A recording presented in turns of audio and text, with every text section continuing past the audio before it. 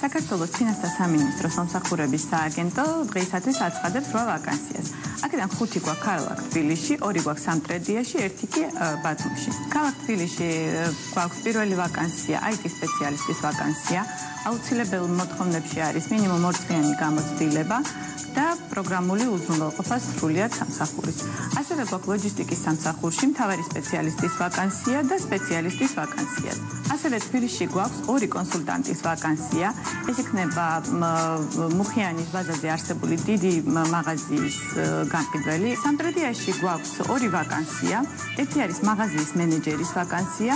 აქაც მოთხოვნები გვაქვს 1 წლიანი გამოცდილება ანალოგიურ პოზიციაზე და გვაქვს სპეციალისტის ვაკანსია, რომელსაც მოეთხოვება საწყობში მუშაობის გამოცდილება.